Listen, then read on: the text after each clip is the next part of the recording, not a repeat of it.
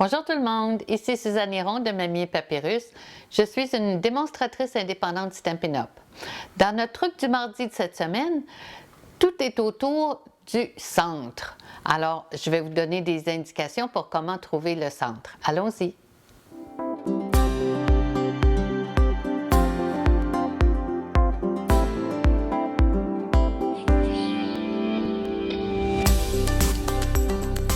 Alors cette semaine, je voulais vous donner des petits trucs pour centrer vos ornements ou vos étampes sur une superposition de papier cartonné.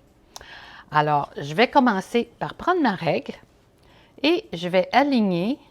Ici, j'ai une 4 par 5 écarts, alors une superposition assez standard. Alors, je vais aligner mes deux coins ici et je vais faire un petit trait à la mine.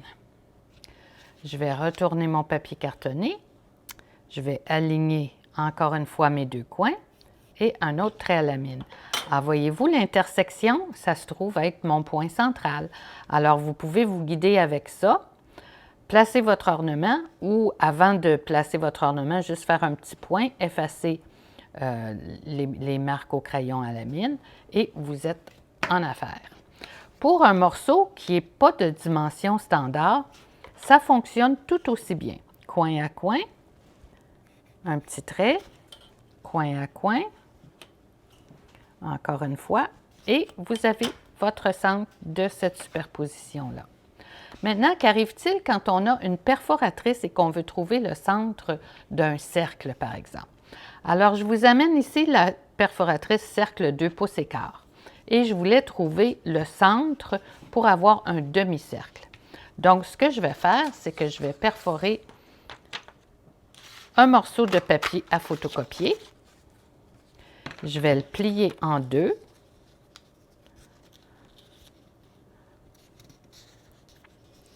Et je vais l'insérer à l'intérieur de mon cercle ici. J'ai pris mon marqueur Sharpie et j'ai fait une petite note, une petite coche au centre de mon cercle. Et si vous avez remarqué, dans le cercle, il y a un petit creux vis-à-vis du centre. Alors, c'est assez facile à identifier. Et maintenant, quand vous insérez votre papier cartonné et que vous l'alignez à ces deux petites marques-là, vous avez le résultat d'un demi-cercle parfait, bien aligné. Alors ça, c'en est un. Et ce que je voulais vous montrer aussi, c'est cette perforatrice qui s'appelle timbre-poste. On n'a même pas besoin de faire le processus. Ils l'ont fait pour nous. Alors, voyez-vous, on a les marques qui nous montrent exactement le centre de cette perforatrice timbre-poste.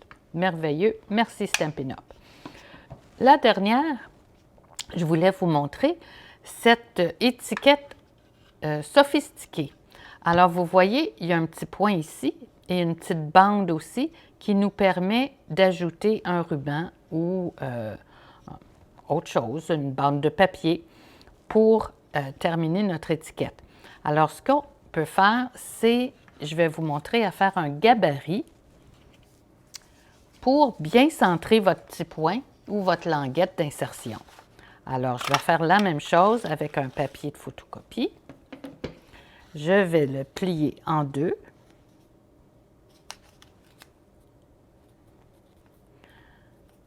D'un côté comme de l'autre.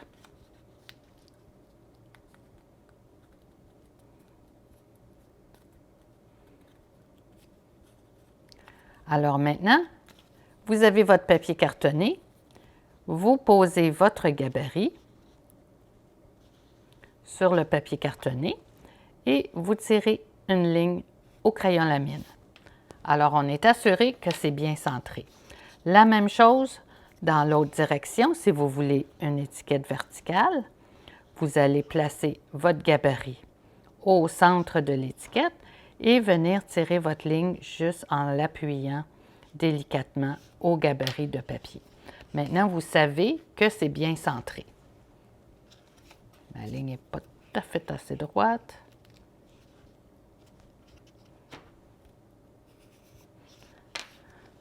Bon, maintenant, vous allez rentrer votre papier cartonné dans la perforatrice et aligner jusqu'à temps que vous voyez la petite ligne.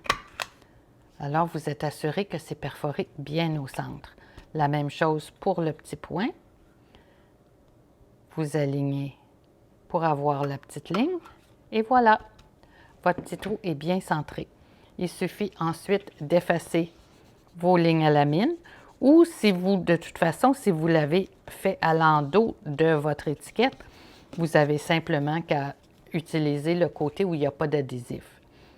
Voilà. C'était mon petit truc cette semaine. J'espère que ça vous a plu. Merci d'avoir été là.